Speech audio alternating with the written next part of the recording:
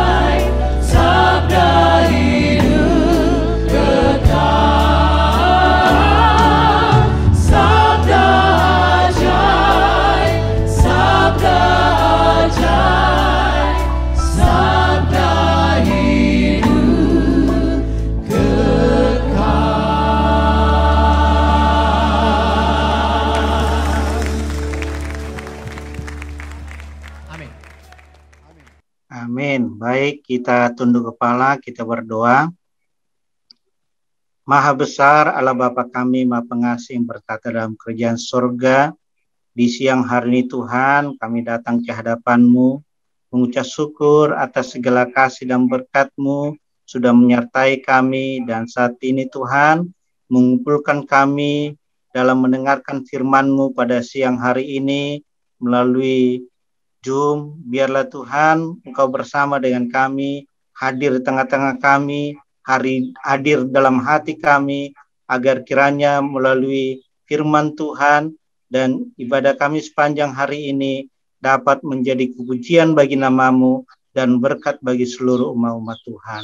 Memberkati hamba-Mu, Pendeta Samuel Sumurangkir, yang akan menyampaikan firman-Mu melalui roh nubuat. Biarlah Engkau menyertai dia, pengurapan Roh Kudus boleh menjadi bagian dalam kehidupannya, agar apa yang disiapkan, dipersediakan bagi kami umat-umat Tuhan boleh menjadi kekuatan, menjadi semangat dalam kehidupan kami untuk melayani dalam pekerjaan Tuhan. Bapa di sorga juga memberkati akan semua umat-umat Tuhan mendengarkan, juga alat-alat yang digunakan, biarlah semuanya dapat berjalan dengan baik untuk menjadi kepujian kemuliaan bagi nama-Mu. Juga memberkati semua saudara kami yang turut mengambil bagian dalam pelayanan siang ini, juga hamba-Mu Pendeta Jemi Lumangkun yang akan menyampaikan pelajaran sekolah sahabat, biarlah semuanya dapat disampaikan seturut dengan kehendak Tuhan. Terima kasih Bapa, kami serahkan segenap kehidupan kami dan acara ini hanya ke dalam tangan-Mu. Di dalam nama Yesus kami berdoa dan ucap syukur. Amin. Baik, saat ini mari kita persiapkan hati dan pikiran kita untuk mendengarkan firman Tuhan yang disampaikan oleh hambanya, Pendeta Samuel Simorangkir. Baik, selamat siang dan shalom kepada kita semua. Terima kasih Pendeta Simbolon yang telah pimpin acara dengan baik. Dan selamat bergabung, saya lihat ada teman-teman saya yang hadir pada siang ini. Tadi sempat saya lihat, Pendeta David Politan. Wow, puji Tuhan. Selamat bergabung. Jangan cepat-cepat keluar ya, puji Tuhan. Ikut bergabung sama kita diskusi sebentar lagi.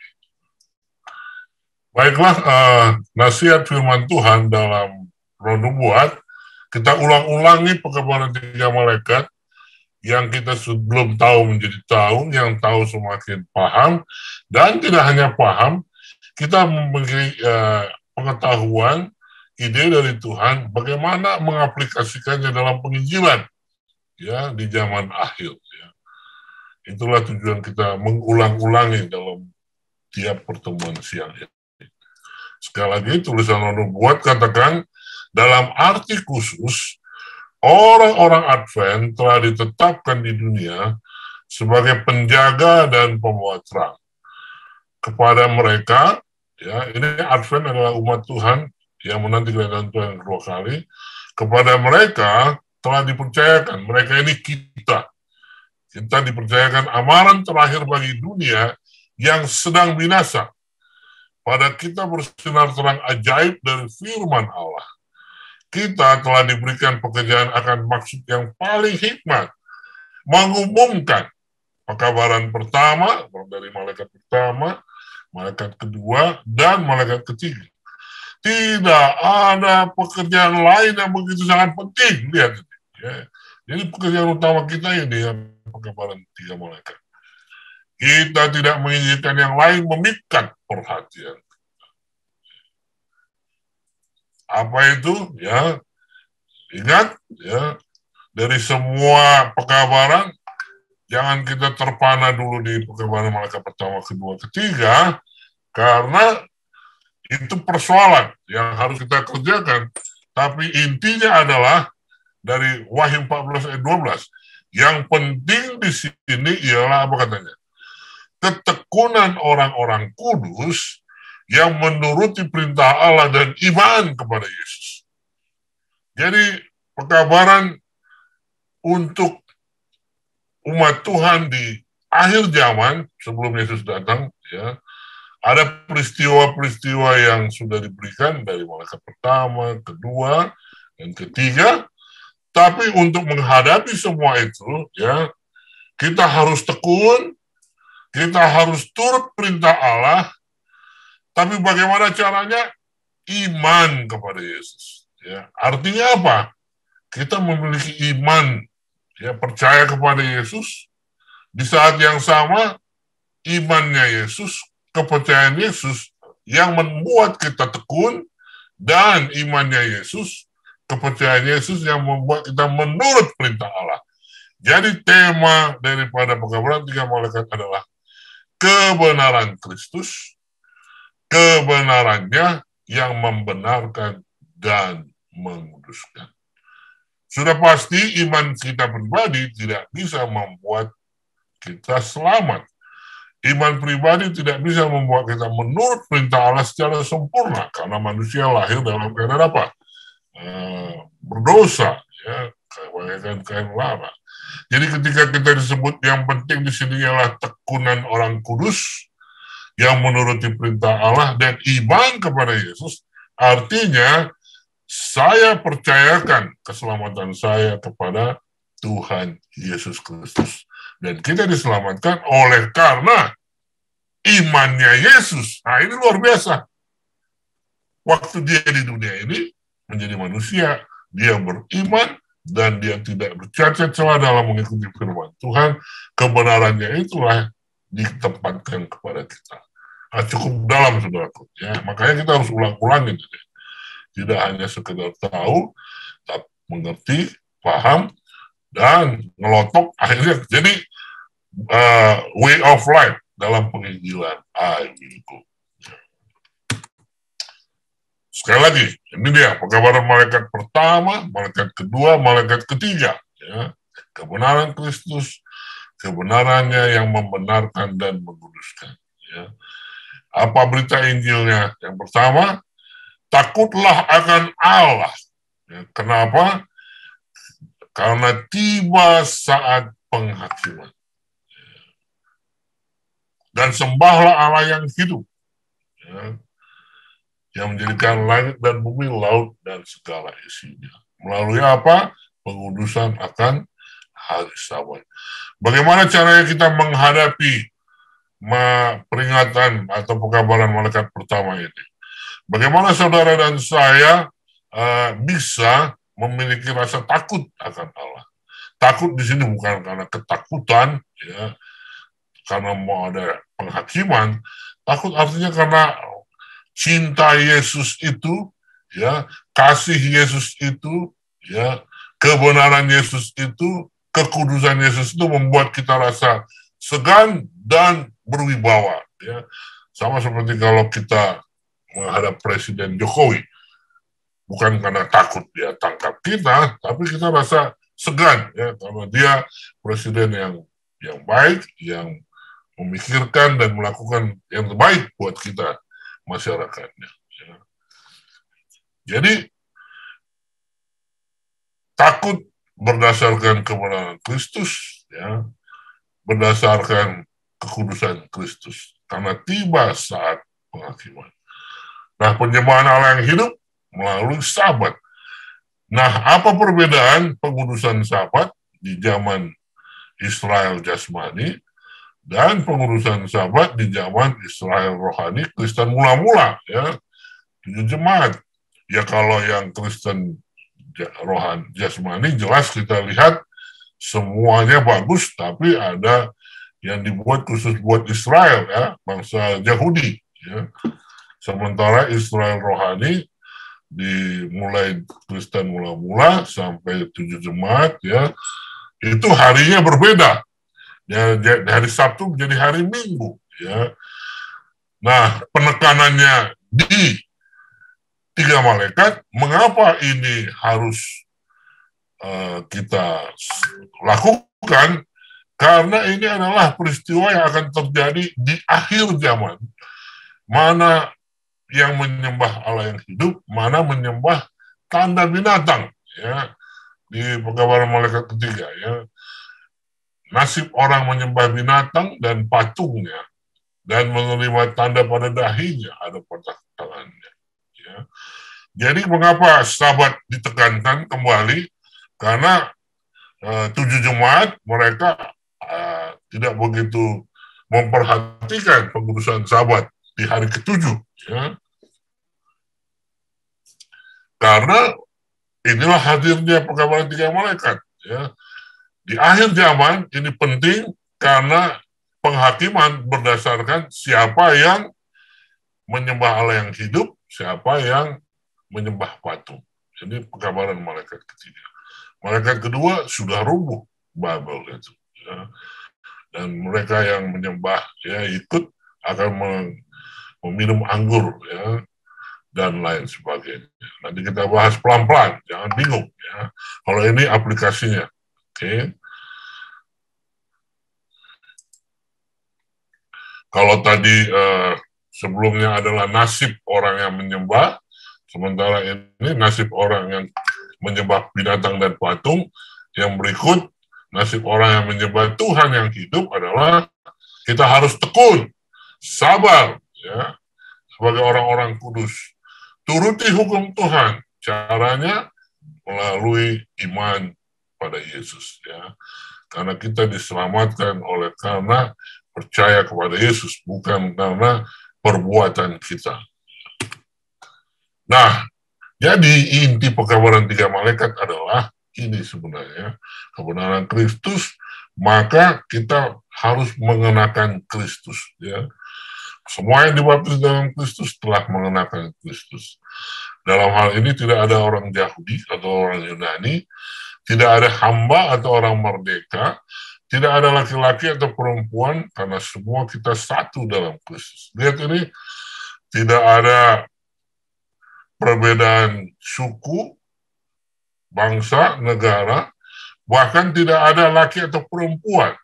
Padahal Yesus kan laki-laki, ya. Tetapi bukan laki-lakinya kelakian dan perempuan. Kita masing-masing, ya.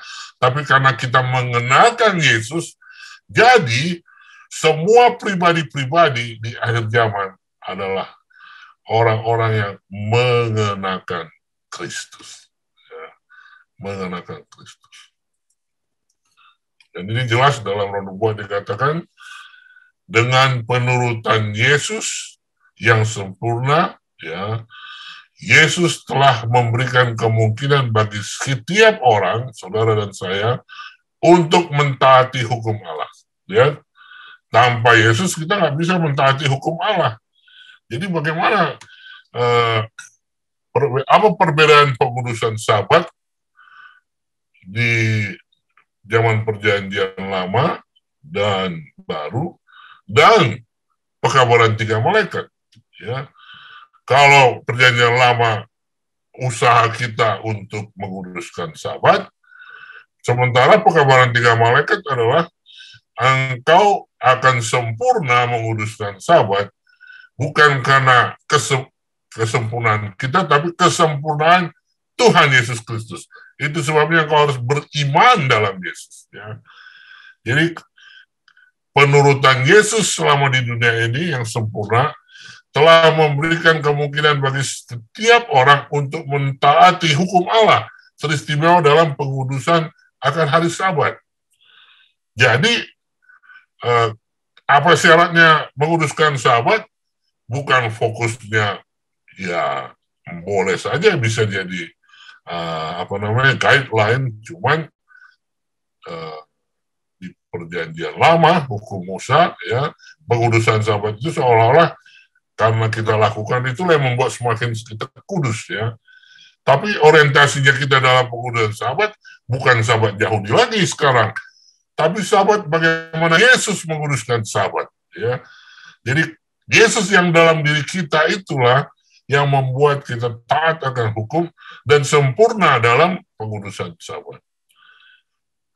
Syaratnya hanya sederhana, bila kita menyerahkan diri kepada Kristus, hati kita dipersatukan dengan hati Kristus, kehendak dibenamkan dalam kehendak Kristus, pikiran menjadi satu dengan pikiran Kristus, pikiran ditaklukkan kepada Kristus, kita menghidupkan kehidupan Kristus, itulah artinya dipakaikan dengan pakaian kebenaran Kristus. Haleluya. Ya.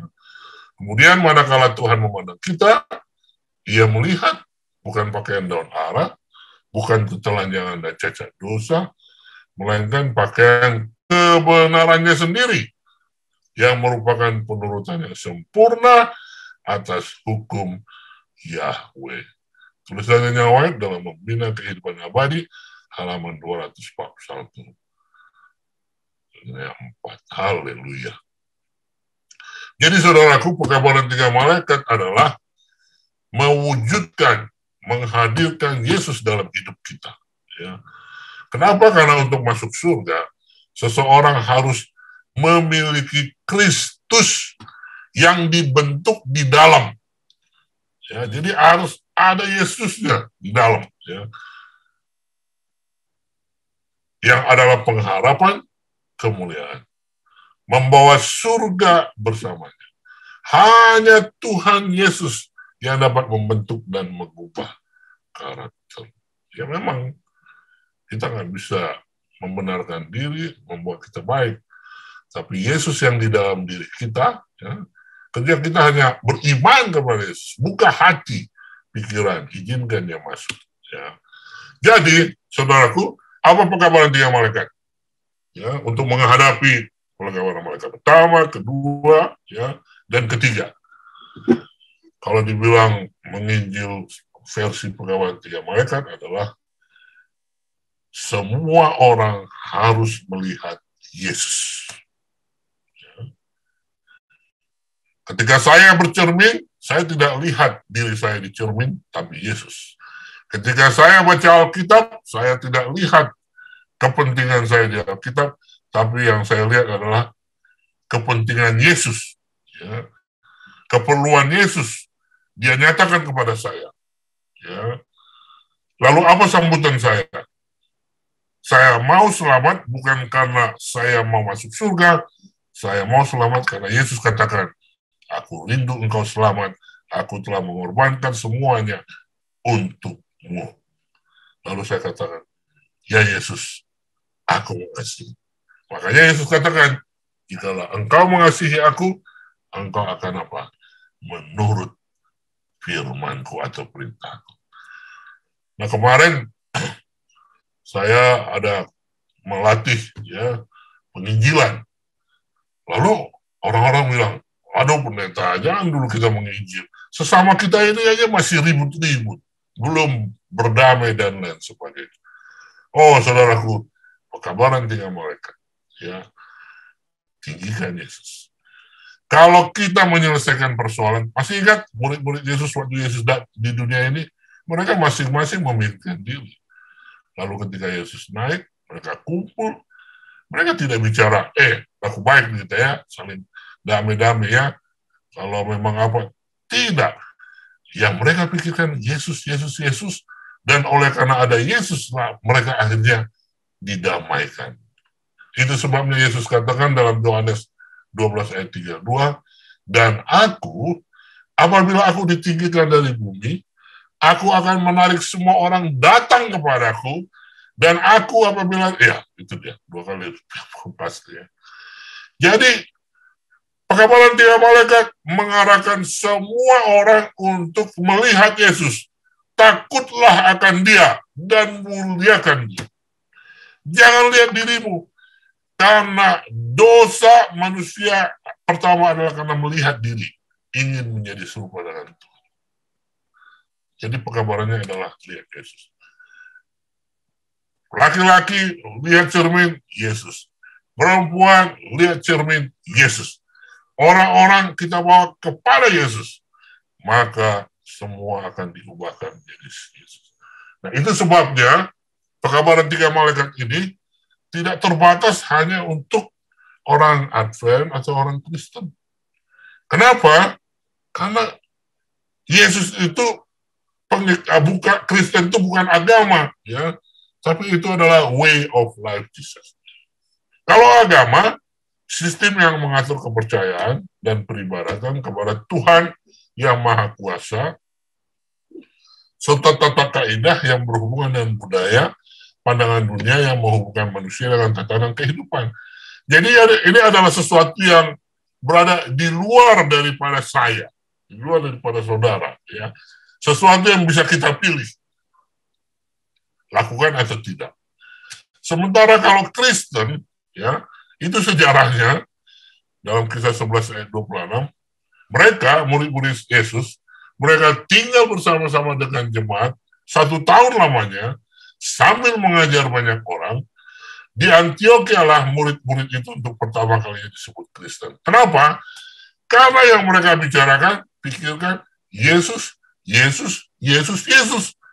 Di tiap-tiap orang nggak pernah mikirkan diri. Yesus, kata Yesus, mari kita seperti ini. Karena Yesus mau dan lakukan seperti ini. Jadi banyak sekali mereka cinta Yesus, Yesus, Yesus, akhirnya disebut Kristen. Pengkabaran 3 malaikat, dan malaikat itu adalah saudara dan saya, mengabarkan, mari kita melihat Yesus. Kalau mau benar, hidup benar karena Yesus. Kalau mau selamat, hidup selamat oleh karena keselamatan yang datangnya daripada Yesus. Kalau mau mengembalikan peta dan citra Allah, lihat Yesus. Kalau mau melihat, memiliki tabiat karakter Yesus, pegawai yang jujur di dunia ini, tidak tergoda dengan uang sehingga nggak perlu KPK, lihat Yesus. Jadi Yesus itu adalah kehidupan seorang manusia dan seorang Tuhan. Jadi ini tidak terbatas kepada salah satu agama. Ya. Jadi saudaraku, pelajaran kita buat saat ini adalah Kristus di dalam hati, Kristus di dalam hidup. Inilah keselamatan kita. Haleluya. Kemudian kutipan pelajaran Roh Nubuat, bacaan kita sepanjang minggu ini, pasal 10 ya, dari prayer, ya, alasan untuk berdoa, ya, tidak memberikan informasi baru kepada Tuhan. Ya. Doa tidak dipahami sebagaimana mestinya. Doa kita bukan untuk memberitahu tentang sesuatu yang Tuhan tidak tahu. Tuhan tahu rahasia setiap jiwa. Jadi doa nggak perlu panjang dan nyaring. Tuhan membaca pikiran yang tersembunyi. Kita mungkin berdoa secara rahasia dan dia melihat secara rahasia, dan Tuhan akan mendengar dan memberi kita upah secara terbuka. Haleluya. Ya. Jadi berdoa untuk sesuatu kepada Tuhan, dia tahu kebutuhan kita, dan kita bisa berdoa baik secara rahasia dan tidak perlu panjang dan nyaring. Ya. Alasan untuk berdoa, ya, perbekalan kasih karunia harian diberikan. Mereka yang pada hari Pentakosta diberkahi dengan kuasa dari atas, dengan demikian tidak dibebaskan dari godaan dan pencobaan lebih lanjut. Saat mereka bersaksi untuk kebenaran, mereka berulang kali diserang oleh musuh semua kebenaran yang berusaha merampas pengalaman Kristen mereka.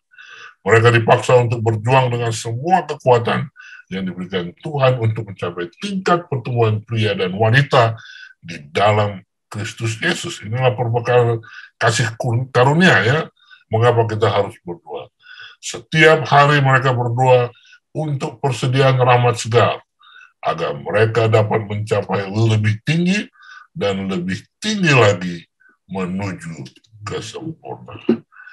Jangan kita lupa berdoa, dan puji Tuhan, kita mulai satu kebiasaan baru, tidak hanya berdoa di pagi hari, tidak hanya berdoa di malam hari, tengah malam, tapi di siang hari. Sebagaimana yang diberikan contoh oleh Henok dan pionir-pionir Alkitab kita. Semoga ini dapat menjadi berkat bagi kita. Tuhan memberkati kita. Amin. Amin. Haleluya, puji Tuhan. Terima kasih pada hambanya Pendeta Samuel Sumberangkir yang sudah menyampaikan pekabaran dari pekabaran 3 malaikat yang mengingatkan kepada kita bahwa tidak ada pekerjaan yang lebih penting daripada memberitakan Injil. Dan tidak ada alasan bagi kita untuk tidak menginjil. Biarlah mulai pekabaran disampaikan ini menjadi semangat, menjadi kekuatan bagi kita untuk boleh memberitakan Injil. Karena Tuhan yang memanggil kita, menyanggupkan kita, dan melayakkan kita untuk memberitakan Injil. Terima kasih. Baik, saat ini sebelum kita mendengarkan firman Tuhan dari pelajaran Sekolah Sabat yang disampaikan hambanya Pendeta Jemilu Mangkun, kita akan mendengarkan lagu tema kita.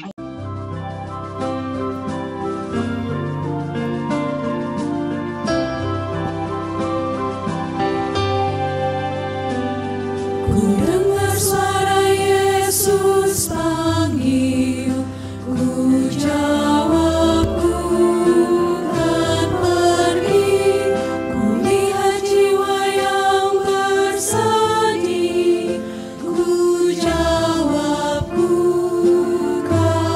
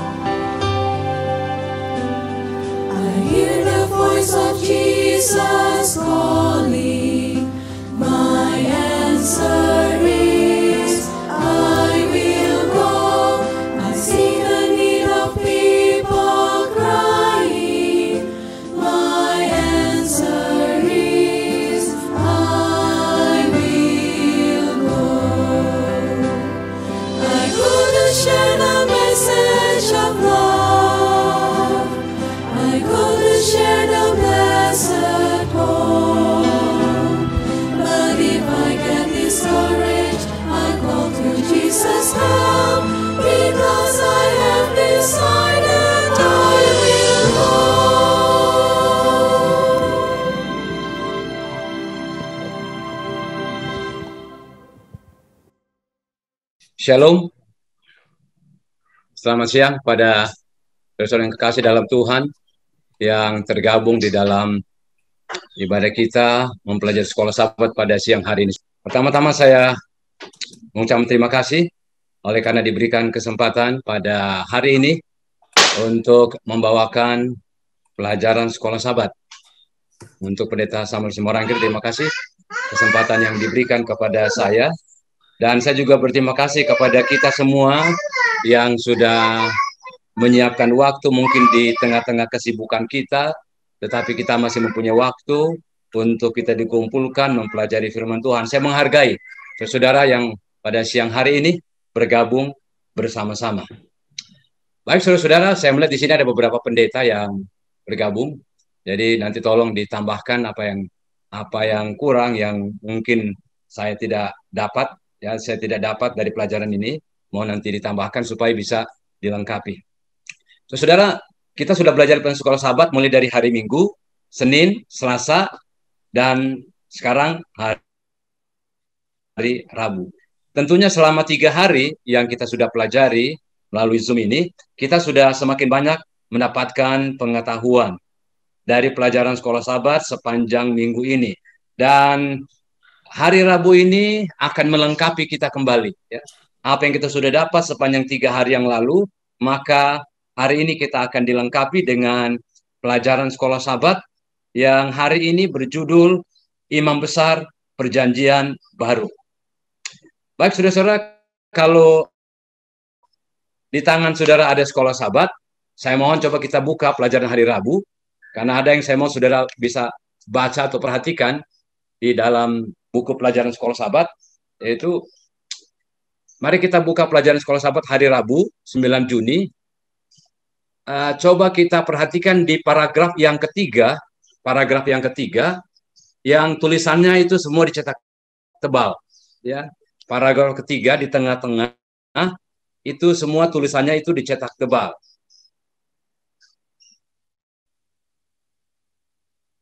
Kenapa saya minta supaya saudara bisa buka dan bisa saudara baca, karena kita dianjurkan untuk membaca ini. Nah, ini dan di sinilah poinnya pelajaran sekolah sahabat kita. Saya akan membaca perlahan-lahan dari paragraf yang ketiga, saudara perhatikan yang di sekolah sahabat. Untuk hari ini dituliskan seperti itu ya di sekolah sahabat. Untuk hari ini pelajari Ibrani 8 ayat 1 sampai 6. Berarti pelajaran sekolah sahabat kita untuk hari ini didasarkan kepada Ibrani. Berdoalah untuk ayat-ayat ini.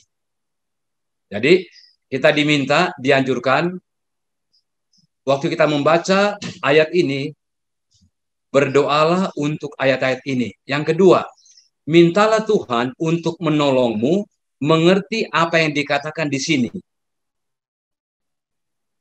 Kalau ada permintaan ini berarti ini penting sekali. Yang ketiga, mengapa penting bagi kita untuk mengetahuinya? Mengapa penting bagi kita untuk mengetahuinya? Dan mengapa kita dianjurkan untuk berdoa ketika kita membaca ayat ini dan meminta kepada Tuhan supaya kita bisa diberikan pemahaman yang baik? Berarti ada sesuatu yang penting. Ya, ada sesuatu yang penting yang dinyatakan di dalam pelajaran sekolah sahabat untuk hari ini. Dan saudara-saudara, saya akan coba untuk menyederhanakan ya semampu saya untuk menyederhanakan akan pelajaran dari ayat-ayat ini atau pelajaran sekolah sahabat kita untuk hari ini supaya kita bisa dengan mudah untuk mengerti dan juga untuk memahami. Tetapi sebagaimana anjurannya, mari kita berdoa, kita meminta Tuhan untuk mempelajari pelajaran sekolah sahabat kita. Mari kita tunduk kepala, kita berdoa. Bapa di sorga, terima kasih kesempatan pada hari ini boleh bersama-sama berkumpul mempelajari firman Tuhan. Kami akan mempelajari khususnya hari ini Ibrani 8 ayat 1 sampai 6. Yang Kau berikan kami hikmat dan akal budi. Tuntun kami ya Bapa. Kebutuhan kami yang terbesar adalah kebutuhan akan kuasa Roh Kudus-Mu, memberikan pengertian pemahaman sehingga pelajaran ini boleh menjadi berkat bagi kami. Dalam nama Yesus kami sembahkan doa ini. Amin. Baik, mari kita pelajari Ibrani 8 ayat 1 sampai ayat yang 6. Saya baca ayat yang pertama. Saudara perhatikan di Alkitab, saudara. Segala yang kita bicarakan itu ialah kita mempunyai imam besar yang demikian. Stop sampai di situ. Saya tidak lanjutkan, tapi saya minta stop sampai di situ. Inti segala yang kita bicarakan ialah kita mempunyai imam besar yang demikian. Nah, saudara, ayat 1 ini dimulai dengan kalimat inti dari segala yang kita bicarakan itu. Intinya atau kesimpulannya.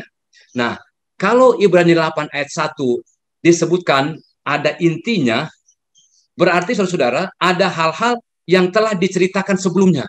Karena dikatakan inti dari segala yang kita bicarakan, berarti hal yang dibicarakan sebelumnya sebelum tiba kepada kesimpulan atau kepada intinya.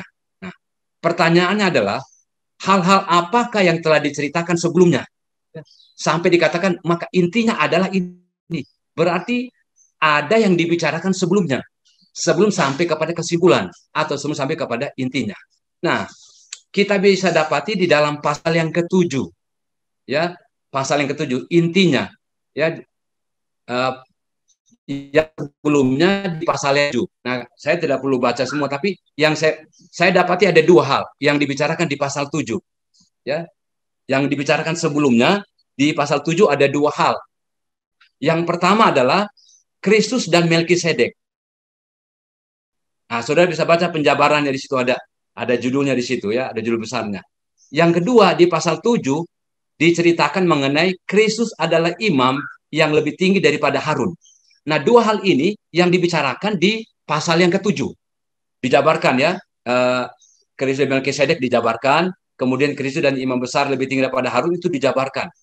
Nah, setelah kedua hal ini dijabarkan, setelah dua hal ini diceritakan, disampaikan, maka kesimpulannya itulah Ibrani 8 ayat yang pertama.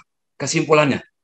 Dari pasal 7, itu ceritanya seperti itu. Lalu kemudian, nah sekarang kesimpulannya. Ayat 8, Ibrani 8 ayat 1, yaitu kita mempunyai imam besar.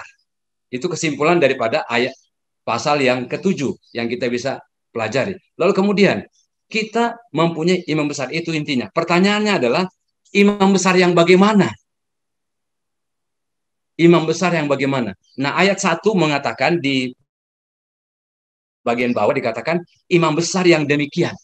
Kita mempunyai, intinya adalah kita mempunyai imam besar yang demikian. Nah, tidak disebutkan demikian itu apa.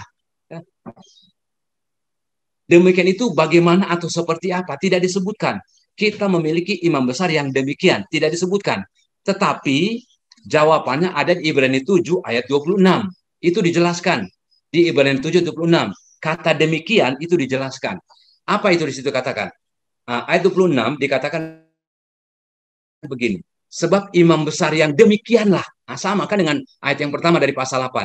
Sebab imam besar yang demikianlah yang kita perlukan. Apa itu? Yaitu yang saleh, tanpa salah, tanpa noda, yang terpisah dari orang-orang berdosa, dan lebih tinggi daripada tingkat-tingkat sorga. Jadi kalau Ibrani 8 ayat 1 dikatakan kita memiliki imam besar yang demikian, ialah kita memiliki imam besar yang tanpa salah, yang saleh, imam besar yang tanpa noda, imam besar yang terpisah dari orang berdosa, dan imam besar yang lebih tinggi daripada tingkat-tingkat sorga. Ya. Nah, karena imam besar yang kita miliki adalah seperti itu, ya, seperti tadi yang disebutkan, tanpa salah, saleh, kemudian tanpa noda, kemudian dia lebih tinggi dan lepas dari orang berdosa. Karena kita memiliki imam besar yang seperti itu, saudara-saudara, itu sebabnya ayat selanjutnya di ayat yang terakhir, di ayat pertama bagian terakhir, maka ia layak duduk di sebelah kanan tahta yang maha di sorga. Kenapa dia layak? Karena memiliki kriteria seperti yang disebutkan di dalam Ibrani 7:26 dan juga Ibrani 8 ayat yang pertama. Karena dia memiliki kriteria seperti itu sebabnya dia layak untuk duduk di sebelah kanan yang maha tinggi, yang besar di sorga. Itu ayat yang pertama. Lalu kemudian, dia bukan hanya layak duduk di sebelah kanan Allah, ya, di sebelah kanan tahta Allah, tahta Allah yang maha tinggi di sorga. Bukan. Ayat 2. Mari kita buka ayat 2. Sekarang kita masuk ayat 2. Dan melayani ibadah di tempat kudus, di kemah yang didirikan oleh Tuhan dan bukan oleh manusia.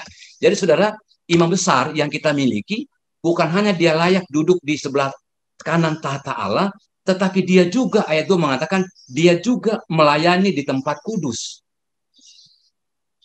Di tempat yang maha kudus. Yesus melayani. Di tempat yang maha kudus, imam besar kita, yaitu Yesus, dia melayani. Pertanyaannya adalah, pelayanan seperti apa yang dibuat oleh Yesus di tempat yang maha kudus, yang disebutkan di dalam ayat yang kedua dari Ibrani pasal yang ke-8. Pelayanan seperti apa? Ada 2 pelayanan yang dibuat oleh Yesus. Ayatnya yang pertama, Roma 8 ayat 34. Di dalam Roma 8 ayat 34, dikatakan Yesus melayani sebagai pembela kita. Itu di Roma 8. Jadi maha kudus, dia menjadi pembela. Dan yang kedua, ayat 7:25. Yesus melayani menjadi pengantara kita. Jadi dua hal penting pelayanan Yesus di Ka'bah sorga ada 2.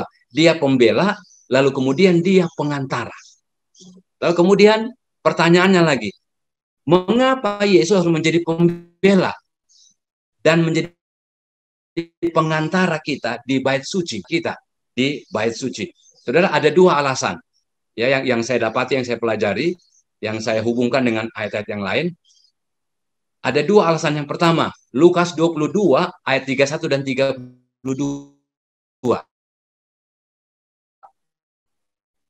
Alasannya 1, Lukas 22 31 dan 32 mengatakan karena iblis selalu menuntut untuk menjatuhkan kita. Itu pekerjaan iblis. Ya, di dalam Lukas pasal 22 itu pengalaman Yesus bersama dengan Petrus. Iblis selalu menuntut untuk menjatuhkan kita. Dia selalu menyerang kita untuk menjatuhkan kita. Yang kedua, alasan kedua, Wahyu 12 ayat 10. Karena iblis selalu mendakwa orang percaya siang dan malam.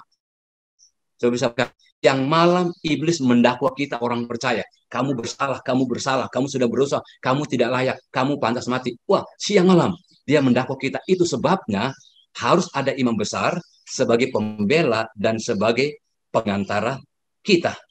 Ya, kita perlu seorang pembela dan pengantara kita. Kemudian, apalagi yang membuat Yesus layak berada di tata surgawi ya sebagai imam besar? Apalagi yang membuat dia layak? Ayat yang ketiga, ya, masuk ayat yang ketiga. Di dalam ayat yang ketiga dikatakan demikian. Sebab setiap imam besar ditetapkan untuk mempersembahkan korban dan persembahan, dan karena itu Yesus perlu mempunyai sesuatu untuk dipersembahkan. Jadi hal ketiga, apalagi yang melayakkan dia menjadi imam besar di surga.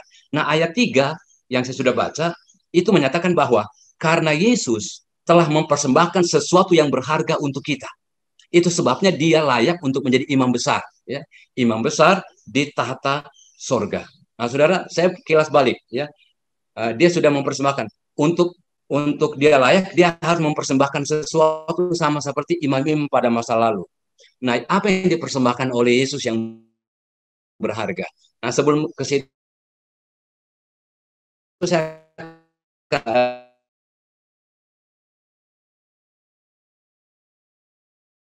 Musa, upacara harian, pagi dan petang, kemudian upacara pendamaian. Nah, di upacara harian dan upacara pendamaian, sebelum Ka'bah itu dibuka untuk umum, maka imam-imam lebih dahulu dia harus membawa korban untuk dirinya dan keluarganya. Sebelum mereka bertugas di Ka'bah itu, sebelum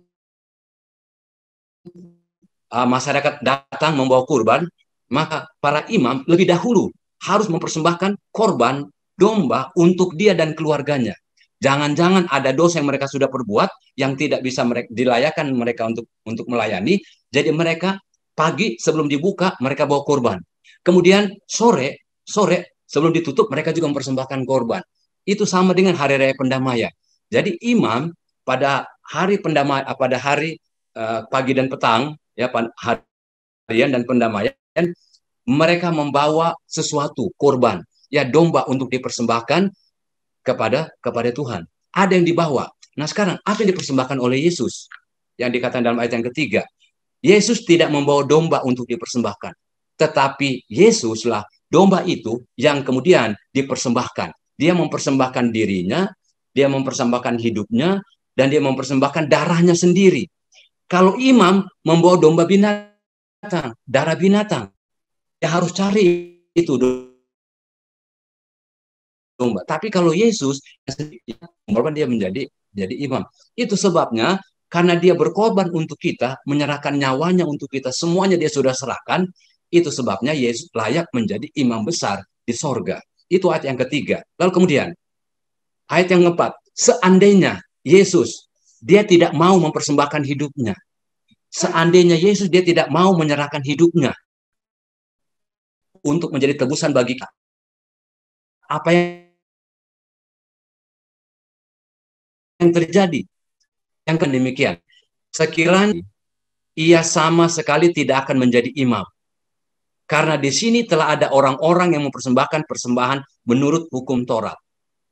Saudara, sekiranya Yesus dia tidak mau mempersembahkan hidupnya, dia tidak mau mati untuk menyelamatkan kita, maka dia seandainya dia pengen hidup terus di atas dunia ini, maka saudara-saudara,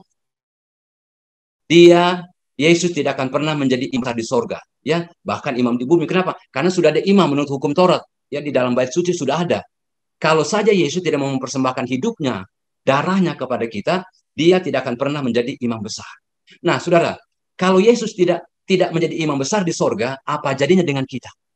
Kalau dia tidak menjadi imam besar di sorga, bagaimana dengan keadaan kita? Ya, bagaimana jadinya dengan kita? Itu yang disebutkan oleh Paulus di dalam 1 Korintus 15 ayat 17. Ini Paulus menjelaskan, kalau seandainya Yesus tidak menjadi imam besar.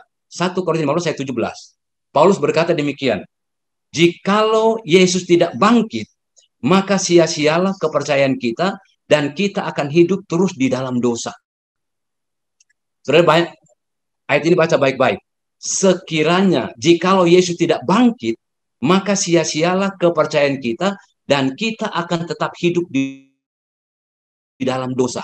Saudara bayangkan, walaupun Yesus sudah mati, tetapi dia tidak bangkit, sia-sia kepercayaan kita, dan yang kedua, kita akan hidup terus di dalam dosa. Walaupun dia sudah mati, tapi dia tidak bangkit. Iman kita sia-sia, kita hidup dalam dosa. Apalagi kalau Yesus tidak mau mati, dia tidak mau menyerahkan hidupnya kepada kita, dia tidak mau mempersembahkan darahnya kepada kita. Apa yang terjadi? Bukan hanya sia-sia percayaan kita, bukan hanya kita hidup di dalam dosa, tetapi kita tidak mempunyai pembela kita tidak mempunyai pengantara kita tidak akan pernah menerima keselamatan. Kita kematian kekal, akadi bahagia. Tapi Yesus mau mati untuk kita. Yesus mau mengorbankan darahnya untuk kita. Dia mati dan dia bangkit, kemudian dia naik ke surga. Dan ketika saat itulah, kemudian dia sekarang menjadi imam besar kita. Dan ketika dia menjadi imam besar kita, ayat 6 berkata, ya, di dalam ayat 6 dari Ibrani pasal yang ke-8. Tetapi sekarang ia telah mendapat suatu pelayanan yang jauh lebih agung, karena ia menjadi pengantara dari perjanjian yang lebih mulia, yang didasarkan atas janji yang lebih tinggi. Oleh karena dia mau menyerahkan hidupnya, menyerahkan nyawanya dan darahnya, itu sebabnya sekarang dia menjadi imam besar. Yesus memiliki pelayanan, ya, yang lebih baik, yang lebih agung, dan yang lebih mulia. Kenapa? Oleh karena dia telah mempersembahkan hidupnya. Itu sebabnya pelayanan sekolah sahabat kita berjudul Imam Besar Perjanjian Baru. Oleh karena apa? Oleh karena dia sudah mempersembahkan hidupnya. Dia sudah menyerahkan semuanya, dia mati, kemudian dia bangkit. Dia naik ke surga, lalu kemudian dia menjadi imam besar kita, menjadi pembela dan menjadi pengantara kita sampai saat ini. Ya, sampai kita hidup, sampai kita diberikan kesempatan untuk hidup di dalam dunia ini. Jadi dengan kata lain, saudara, pelajaran sekolah sahabat kita ada 6 kesimpulan dari pelajaran hari Rabu ini. Ya, sebelum nanti ada yang menambahkan pelajaran yang hari Rabu, kesimpulan ada 6 pelajaran yang saya bisa sampaikan pada hari ini. Yang pertama, dengan mempersembahkan hidupnya, Yesus telah menjadi imam besar kita di surga. Itu poin yang pertama. Saya ulangi lagi. Kemudian yang kedua, Yesus yang adalah imam besar, dia lebih baik, lebih mulia, dan kemudian dia lebih agung dari imam-imam pada masa perjanjian lama. Kenapa? Karena imam-imam masa perjanjian lama dia membawa korban, ya. Dia yang dia membawa sesuatu pada Tuhan, tapi Yesus dirinya sendiri yang dia bawa untuk dia persembahkan. Yang ketiga, sebagai imam besar, Yesus dapat mengampuni segala dosa dan kesalahan kita. Jadi dia di sorga. Kemudian yang keempat, dengan Yesus sebagai imam besar, maka kita dapat menghampiri Allah dengan keyakinan yang sungguh-sungguh. Kenapa kita datang kepada Tuhan walaupun dalam keadaan kekurangan, penuh dengan kelemahan, dalam keadaan berdosa? Kenapa kita yakin harus datang? Karena buku Ibrani katakan, datanglah dengan penuh keyakinan. Kenapa? Oleh karena Yesuslah yang sudah menjadi pengantara kita di sorga. Yang kelima, dengan Yesus sebagai imam besar, maka Yesus dapat memahami dan merasakan segala kelemahan dan kekurangan kita, dan dia dapat menolong kita. Dan yang keenam, sebagai imam besar, Yesus dapat menyelamatkan kita. Sampai saat ini, dia akan selalu menolong kita, akan membantu kita, dan dia akan menyelamatkan kita. Walaupun ya kadangkala kita diliputi oleh perasaan bersalah, perasaan berdosa, tetapi ingatlah bahwa dia sekarang menjadi pengantara kita, menjadi imam besar kita di sorga, dan kita harus selalu datang kepada Tuhan dengan sebagaimana kita ada, sehingga Tuhan pun akan menolong dan memberkati kita semua. Saya pikir ini yang saya bisa sampaikan, Pendeta Sumorangkir, Pendeta Simbolon. Ya, mungkin dari yang lain bisa ditambahkan apa yang saya belum sampaikan saat ini. Tuhan memberkati kita. Amin. Baik, terima kasih Pendeta Jimmy Lumangkun yang sudah menyampaikan pembahasan pelajaran sekolah sahabat yang begitu baik, dan kita boleh mengerti dan kita lebih dikuatkan. Nanti sebelum kita nyanyikan lagu penutup, nanti di doa penutup kami minta Bapak Pendeta Jimmy Lumangkun untuk didoakan Ketua GC kita, Pendeta Ted Wilson yang sedang berduka, di mana cucunya meninggal, untuk boleh didoakan dan boleh diberikan penghiburan daripada sorga bagi keluarga yang ditinggalkan. Dan juga tolong dari Pondok Berkat yang saat ini dalam pemeriksaan kesehatan, kita doakan agar dia mendapatkan kekuatan, agar segala hal yang tidak diinginkan boleh terhindar, dan Pak Tambunan dapat kembali sehat, kuat, dapat berkumpul bersama dengan kita, memuji dan memuliakan nama Tuhan. Inilah menjadi anjuran baik kita, dan kita akan dengarkan lagu penutup.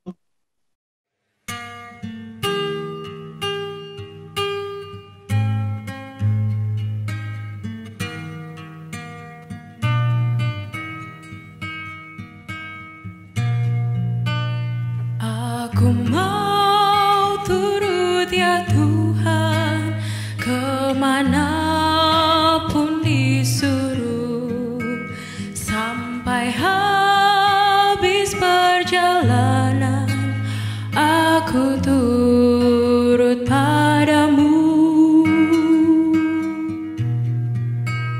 Meskipun jalanku sukar, berduri dan berbatu, aku tak akan kesasar karena turut padamu. Aku mau turut ya Tuhan, darah-Mu selamatkanku, meski dunia menyangkalkan, aku turut padamu. Meski ombak sungai Yordan sangat deras dan keruh, itu pun Engkau lalukan, aku turut padamu. Aku mau turut ya Tuhan,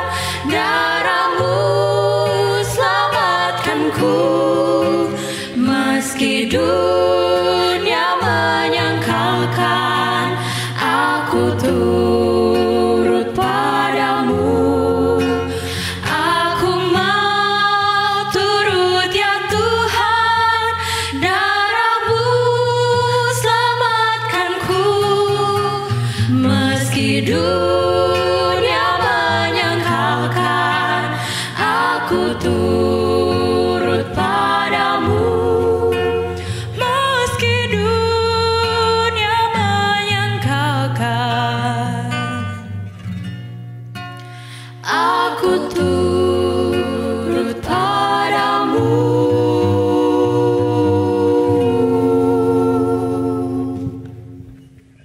Mari kita satukan hati kita di dalam doa. Bapa di sorga, kembali kami naikkan ucapan syukur dan pujian kami. Oleh karena Engkau telah memberkati kami di dalam pertemuan kami untuk mempelajari akan firman Tuhan. Dan kami percaya kuasa Roh Kudus-Mu telah mengurapi masing-masing kami, sehingga pelajaran hari ini boleh kami mengerti dan kami paham. Terlebih ya Bapa, kebutuhan kami yang terbesar adalah kebutuhan akan urapan kuasa Roh Kudus-Mu, agar kami dapat melakukan segala sesuatu yang Tuhan perintahkan kepada kami. Sebagaimana Yesus Kristus, Dia hidup untuk menjadi berkat bagi orang lain, biarlah kehidupan kami juga boleh menjadi berkat di dalam keluarga kami, di dalam jemaat kami, bahkan kepada orang lain. Supaya dengan demikian maka kehidupan kami adalah kehidupan yang menjadi hormat dan kemuliaan bagi nama Tuhan, dan kami boleh selalu mempraktekkan firman Tuhan, bukan hanya mendengar saja, tetapi kami dapat melakukannya sesuai dengan kehendak Tuhan. Amen. Di akhir daripada acara pada siang hari ini, kami mau berdoa biar Engkau boleh memberkati masing-masing kami yang bergabung di dalam Zoom ini. Tuhan berkati kami dalam rumah tangga kami, dalam pekerjaan kami, dalam jemaat kami, dan dalam pelayanan kami. Engkau tahu semua kebutuhan-kebutuhan kami. Kami percaya ya Bapa, ketika kami berseru kepada Tuhan, maka Engkau akan menjawab kami, karena apa saja yang kami minta dan doakan, kami harus percaya bahwa Engkau telah memberinya dan kami telah menerimanya. Terima kasih Bapa untuk semua berkat Tuhan yang Engkau sudah karuniakan kepada kami pada siang hari ini. Kami berdoa untuk hamba Tuhan, Ketua General Conference, Pendeta Ted Wilson, yang Engkau izinkan kehilangan cucunya.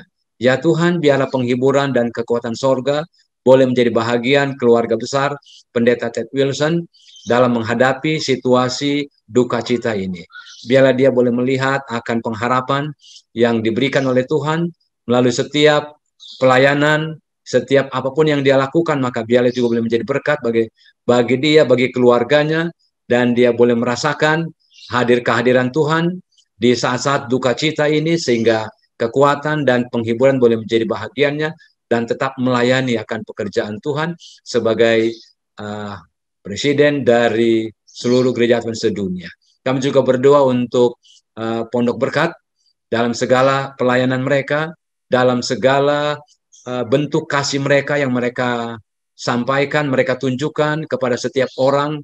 Biarlah berkat sorga menjadi bahagian mereka. Bapak Ronald Tambunan juga dengan berkat dan kasih Tuhan, Tuhan akan berkati, berikan dia kesehatan, kekuatan, pulihkan dari segala sesuatu, supaya dengan demikian dia juga boleh menjadi berkat, dia boleh menjadi penuntun bagi Pondok Berkat ini menjadi kemuliaan bagi nama Tuhan.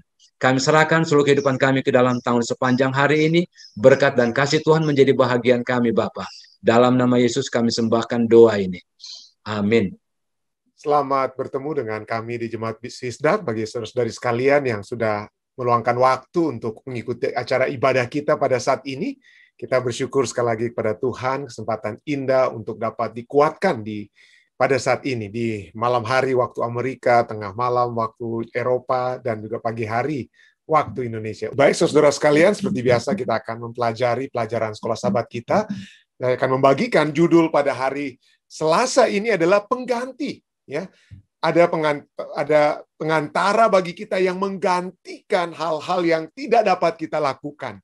Siapa dia? Kita sudah bisa menebak, tentunya dia adalah Yesus Kristus ya, yang akan menggantikan kita karena kita tidak sanggup untuk melepaskan diri kita dari kungkungan, dari perhambaan, dari tekanan dosa. Mari kita langsung masuk pelajaran kita pada hari Selasa tanggal 8 Juni ini. Dalam Galatia 1 ayat 4 sana dikatakan, yang telah menyerahkan dirinya karena dosa-dosa kita untuk melepaskan kita dari dunia jahat yang sekarang ini. Menurut kehendak Allah dan Bapa kita. Allah menghendaki kita untuk apa di sini katakan? Untuk terlepas dari dunia yang jahat. Apa yang dunia lakukan yang sehubungan dengan dosa-dosa kita? Tentunya kita harus terlepas daripada dosa-dosa yang kita sendiri lakukan. Dengan kekuatan surga kita dapat berjalan dengan kekuatan surga untuk dapat terlepas atau bangkit dari dosa-dosa.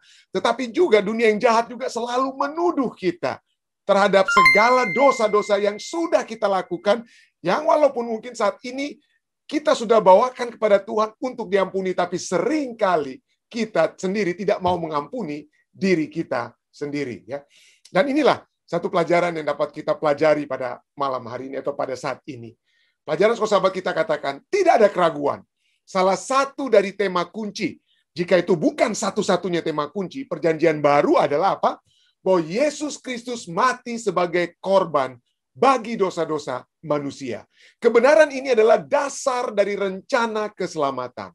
Setiap teologi yang menyangkal darah pendamaian Kristus akan menolak inti kekristenan. Salib tanpa darah tidak dapat menyelamatkan seseorang. Renungkan ayat hari ini dari Galatia 1 ayat 4. Dan jawablah pertanyaan-pertanyaan ini. Apakah Yesus mati secara sukarela? Dia telah apa? Menyerahkan dirinya. Dia bukan dipaksakan. Ya, tapi dia menyerahkan. Ada unsur kerelaan di situ. Ya. Dan untuk siapa dia mati? Untuk kita, umat manusia. Dan apa yang dicapai oleh kematiannya? Maka kita dapat dilepaskan dari dunia yang jahat sekarang ini. Ya, jahat untuk sekarang ini kita dapat memiliki kelepasan, tentunya present as well as the future.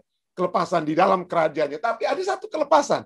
Ada satu kelepasan yang untuk saat ini yang dapat Tuhan berikan. Nanti kita akan lihat dari tambahan pelajaran kita pada malam hari ini. Jadi itulah yang telah dicapai oleh kematian Yesus. Penggantian, ya, substitute bahasa Inggrisnya, penggantian adalah kunci rencana penebusan secara keseluruhan. Karena dosa-dosa kita, maka kita semua layak, kita harus mati karena dosa. Kristus, oleh karena kasih-Nya bagi kita, Galatia 1:4 katakan apa? Menyerahkan dirinya sendiri untuk dosa-dosa kita. Dia mengalami kematian yang seharusnya kita alami, yang pantas kita alami. Kematian Kristus sebagai pengganti orang-orang berdosa adalah kebenaran agung dari semua aliran kebenaran yang lain. Pengharapan kita, pengharapan saudara dan saya, untuk pemulihan, untuk kebebasan, untuk pengampunan, untuk kehidupan kekal di surga, terletak pada pekerjaan yang Yesus lakukan.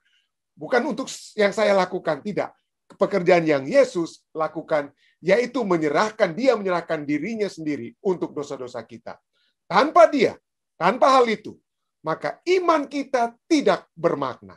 Kita sama saja dengan menaruh iman kita kepada patung seekor ikan. Keselamatan kita hanya melalui darah dan darah daripada Kristus, darah Kristus. Pelajari ayat-ayat berikut ya. Apakah yang ayat-ayat ini katakan kepada kita mengenai darah? Apakah peran darah dalam rencana keselamatan?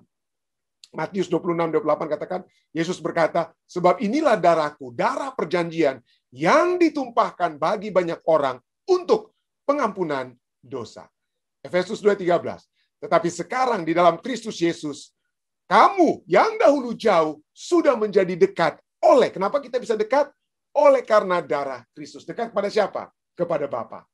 Ibrani 9:14. Betapa lebihnya darah Kristus yang oleh roh yang kekal telah mempersembahkan dirinya sendiri kepada Allah sebagai persembahan yang tidak bercacat, yang akan menyucikan hati nurani kita dari perbuatan yang sia-sia, supaya kita dapat beribadah kepada Allah yang hidup. Ya. Jadi darah Kristus membawa saudara dan saya dapat beribadah, dapat berbakti, dapat kembali berada dalam satu hubungan dengan Allah yang hidup oleh sebab darah Kristus. 1 Petrus 1:19.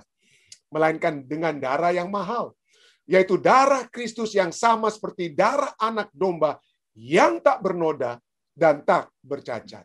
Satu kutipan yang baik sekali, bagus sekali dari Pena inspirasi Ellen White dalam The Faith I Live By halaman 100 katakan apa? Bukanlah kehendak Allah Anda penuh dengan ketidakpercayaan. Jadi Allah tidak ingin saudara dan saya tidak hilang kepercayaannya. Allah tidak ingin itu, ya. Itu bukan kehendaknya. Dan jangan katakan apa? Dan menyakiti jiwamu dengan ketakutan. Allah tidak ingin kita menyakiti jiwa kita dengan ketakutan bahwa Allah tidak akan menerima kita kembali. Karena kita penuh dengan dosa dan tidak layak. Jadi seringkali itu yang selalu, ya. Kenapa ini seringkali kita apa? Kita alami. Kenapa? Karena mungkin kita seringkali mengalami kecaman-kecaman, ya. Mungkin orang-orang, sahabat kita, bahkan keluarga kita seringkali mengecam kita karena kita tidak memenuhi pengharapan mereka. Kita dikecam, ya, kita dikecilkan. Kurang. You are a loser. Kalian itu apa? Pecundang. Kalian orang yang kalah. Ya. Dan ini seringkali orang lakukan karena pada saat kita meremehkan orang lain, menyatakan orang lain itu tidak layak, kita sedang melayakkan diri kita. Saya lebih baik daripada Anda. Anda tidak layak, saya layak. Kenapa? Karena Anda buat ini di masa lalu. Di masa lalu, diulang-ulangi dosa kita di masa lalu. Dan itulah sebabnya kita seringkali, ya, dengan hubungan kita dengan Allah pun, seringkali kita bilang, aduh, kira-kira Tuhan layak kak saya dengan Tuhan? Ya, saya sudah penuh dosa, orang saja tidak terima, apalagi Tuhan. Mungkin Tuhan tidak terima. Dan Nyonya White katakan apa? Ellen White katakan apa? Jangan menyakiti jiwamu dengan ketakutan bahwa Allah tidak akan menerimamu. Dan karena Anda penuh dengan dosa dan tidak layak. Anda dapat berkata, saya tahu. Marilah, anjuran kepada saudara dan saya. Kita berkata apa? Saya tahu saya orang berdosa. Saya pendeta Stephen Rantung, saya punya masa lalu yang ada hal-hal yang saya lakukan yang tidak saya kagumi. Ya, saya orang berdosa. Dan itulah alasannya saya membutuhkan seorang juru selamat. Saya tidak dapat, ya. Walaupun saya sudah jadi pendeta di Visdak, saya sudah memiliki gelar doktor sekalipun, saya tidak dapat apa? Melepaskan diri saya dari hal-hal yang tidak saya kagumi yang saya lakukan di waktu yang lalu. Dan itulah buktinya, membuktikan saya membutuhkan seorang apa? Juru selamat. Saya tidak punya kebaikan atau jasa untuk mana saya boleh menuntut keselamatan, ya, selain saya mempersembahkan diri saya di hadirat Allah, darah pendamaian anak domba Allah yang tidak bernoda, yang menanggung dosa dunia. Hanya inilah permohonan saya. Tidak ada yang dapat saya lakukan. Tetapi yang dapat saya lakukan adalah saya menyatukan diri saya dengan Yesus. Dan pada saat saya menyatukan diri saya dengan Yesus, maka kebenaran Yesus yang tidak bernoda, akan apa? Menaungi saya dengan kebenarannya. Yang menaungi saya dengan kebenarannya. Sehingga saya dilayakkan. Ya, saya dapat berkata, apapun yang manusia katakan, apapun yang orang katakan, bahwa saya loser, pecundang, dan lain sebagainya, itu tidak ada artinya. Karena di hadapan Allah, saya berharga.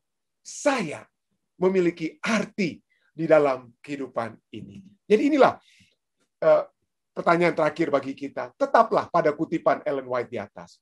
Tuliskan kembali dalam kata-katamu sendiri. Jadikan itu bersifat pribadi. Taruhlah ketakutan dan rasa sakitmu sendiri di sana. Dan tuliskan janji-janji apa yang terdapat di sana yang diberikan untukmu. Pengharapan apakah yang Anda miliki karena darah perjanjian baru. Ya, mari kita lihat apa yang darah Yesus telah lakukan bagi saudara dan saya. Itu yang kita akan coba pelajari sebagai pelajaran tambahan, ya. Sampingan mungkin pada malam hari ini. Kira-kira apa yang darah Kristus lakukan? Nah, kita sering menyanyi tentang darah Kristus, ya. Ada satu lagu yang kalau saya nyanyi lagu ini, wah pasti saya akan nyanyi keras-keras. Ya, kalau perlu hentak-hentakan kaki, ya.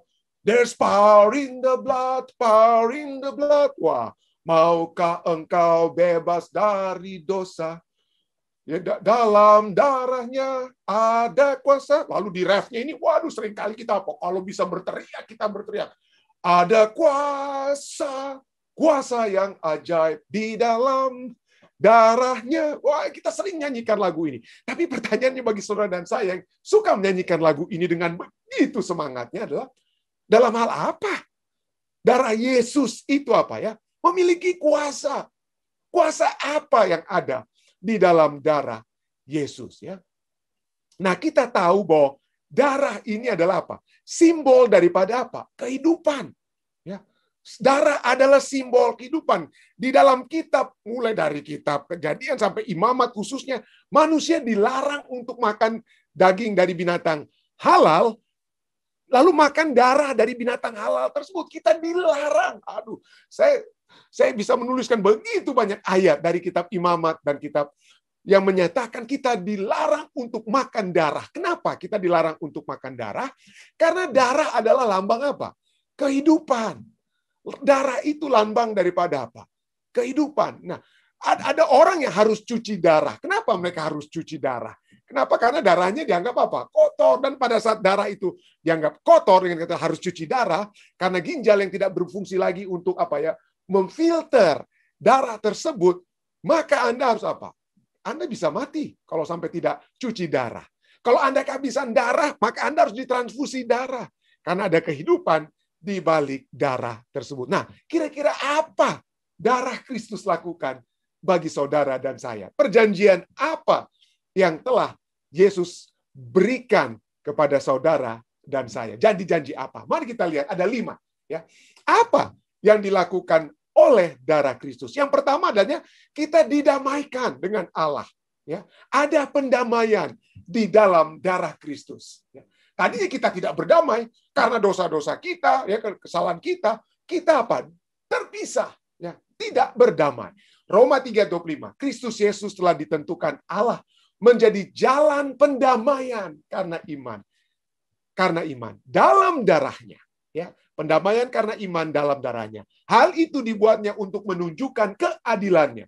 Karena ia telah membiarkan dosa-dosa yang telah terjadi dahulu pada masa kesabarannya. Jadi ada kesempatan ya. Di masa perjanjian lama itu dosa-dosa itu seakan-akan dibiarkan, dengan arti bukan dibiarkan ya, tetapi ada simbol mereka harus korbankan binatang. Tetapi Yesus adalah kepenuhan daripada simbol-simbol pendamaian tersebut, ya.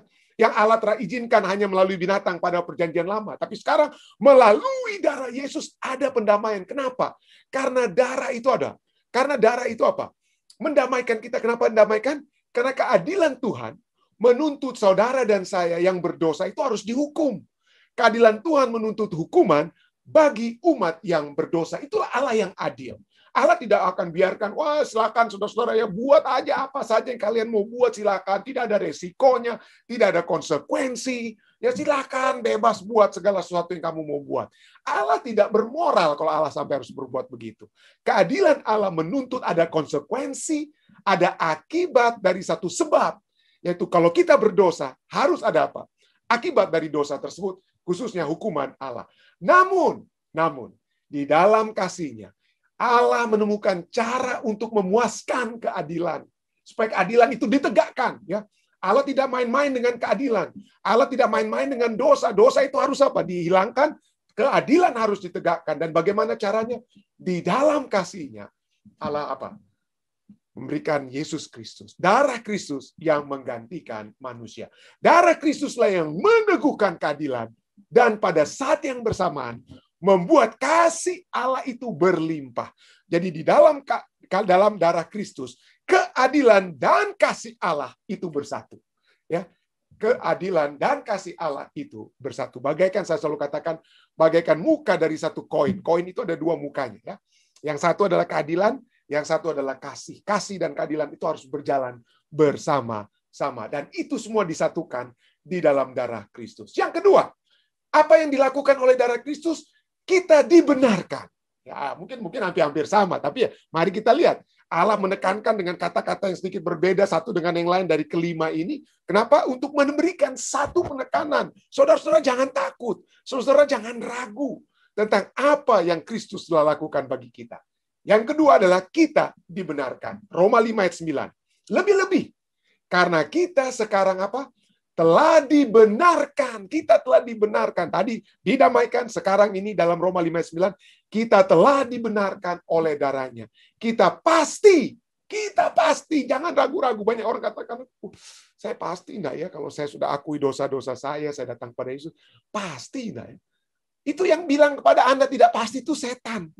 Firman Tuhan dan Allah katakan, kita pasti akan diselamatkan dari murka Allah. Nah, kata dibenarkan. Kata dibenarkan itu adalah bahasa di pengadilan. Apa itu ya?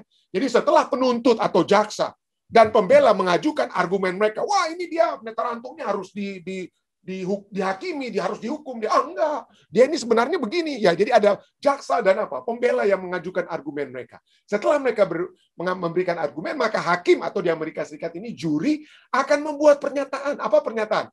Ya, hasil keputusan mereka. Apakah terdakwa dinyatakan benar atau dibenarkan atau dinyatakan tidak bersalah, atau si terdakwa dinyatakan bersalah seperti yang dituduhkan kepadanya. Itulah artinya. Nah, saudara dan saya, kita sudah dibenarkan. Kita sudah lewat dalam apa? Dalam proses tersebut. Dalam arti pada saat kita menerima Yesus Kristus, ya kita sudah apa? Dibenarkan pada saat kita pertama kali menerima Dia, ya. Dan tentu saja ya kita harus menghidupkan satu kehidupan sebagai orang yang dibenarkan. Pada saat Anda dibenarkan, Anda keluar dari ruang pengadilan bukan berarti wah, saya sudah dibenarkan, maka saya sekarang di luar pengadilan saya akan bunuh orang kiri kanan lagi dan lain sebagainya. Enggak begitu kan? Jadi kita sudah dibenarkan dan kita hidup harus di dalam kehidupan seperti orang yang tidak bersalah. Ya. Dan kalaupun kita jatuh, kita minta Tuhan untuk apa? Benarkan kita lagi, selamatkan kita lagi. Tapi ini bukan berarti setelah kita dibenarkan, saudara dan saya dibebaskan untuk berbuat apa? Kesalahan dan dosa lagi. Bukan begitu cara Tuhan bekerja, ya, bukan begitu. Jadi itu semua terjadi. Pembenaran kita itu terjadi oleh apa? Darah Kristus. Pencurahan darahnya itu untuk menutupi dosa-dosa kita, memungkinkan kita berbagi, memperoleh kebenaran Yesus dengan menyatukan kita dengannya. Kita disatukan dengan Kristus melalui iman.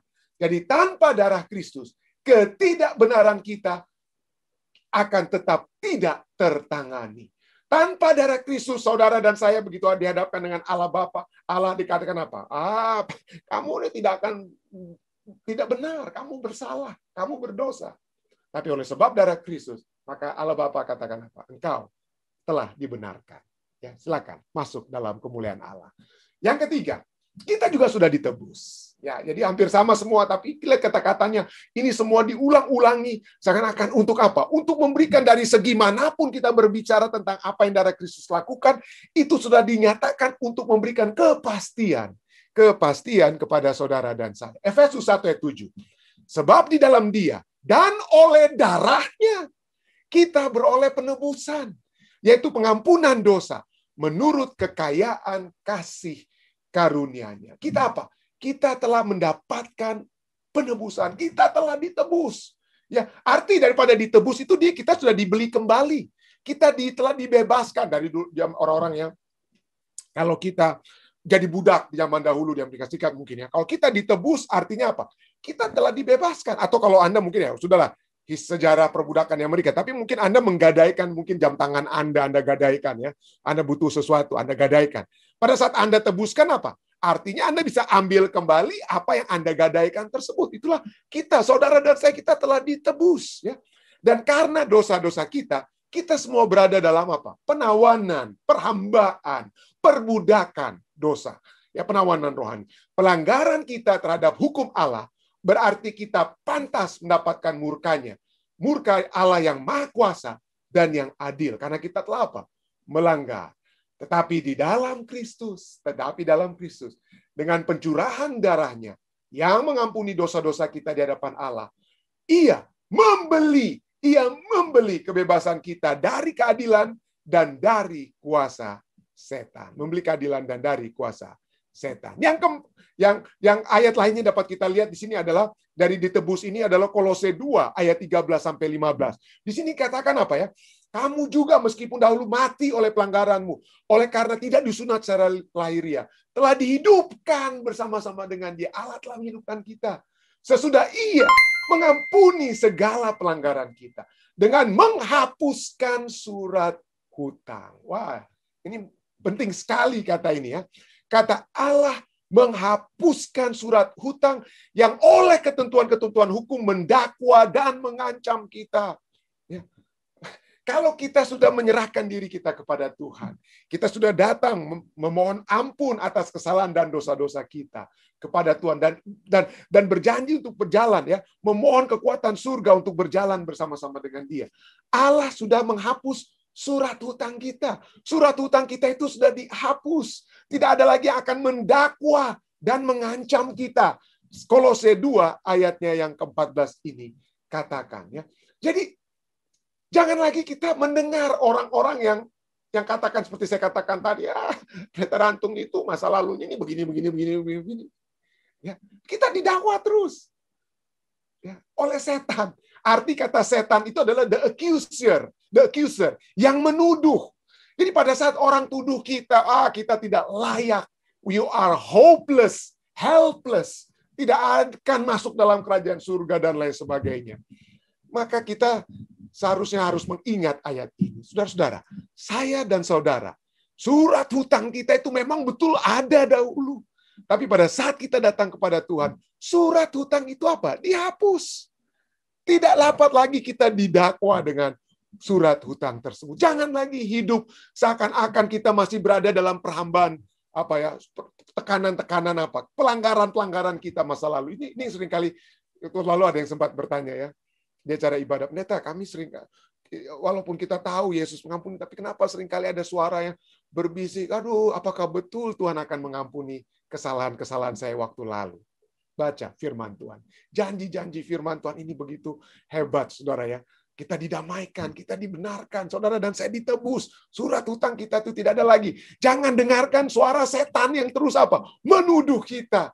Ya, jangan biarkan masa lalu itu menggantikan kebahagiaan kita saat ini di dalam Kristus. Ya, jangan kita terbeban dengan masalah dosa masa lalu. Tapi pada saat kita sudah memohon pengampunan dari Tuhan, memohon kekuatan Tuhan untuk berjalan bersama dengan Dia, memohon supaya kita diteguhkan, diangkat dari lumpur dosa kita, dibersihkan, dan tidak ingin kembali ke dalam dosa tersebut, maka Tuhan sudah menghapuskan surat hutang kita. Saudara dan saya sudah ditebus dan kemudian diampuni. Kita sudah baca ayat ini.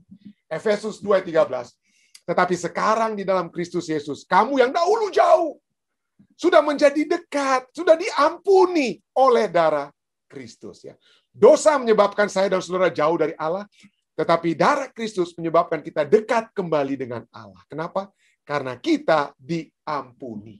1 Petrus 3:18, sebab juga Kristus telah mati sekali untuk segala dosa kita. Ia yang benar untuk orang-orang yang tidak benar, supaya ia membawa kita kepada Allah. Ia yang telah dibunuh dalam keadaannya sebagai manusia, tetapi yang telah dibangkitkan menurut roh. Saudara dan saya, kita sudah kita sudah lihat contohnya pada saat Salomo, ya, sebelum dia betul-betul memberontak.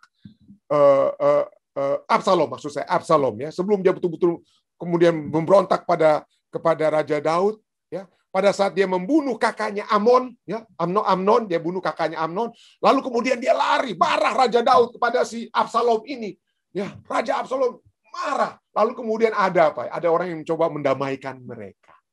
Apa yang dia dilakukan? Jadi Absalom yang tadinya jauh dari Raja Daud, dia lari ke tempat tersembunyi. Kemudian Daud kata apa? Mari anakku, kembalilah. Ya, kembali. Absalom yang lari oleh sebab dosanya, kemudian dia diampuni. Pada saat dia diampuni, dia datang dekat kepada Raja Daud. Jadi pada saat di dalam Alkitab, saudara dan saya, kita dibawa kembali kepada Allah.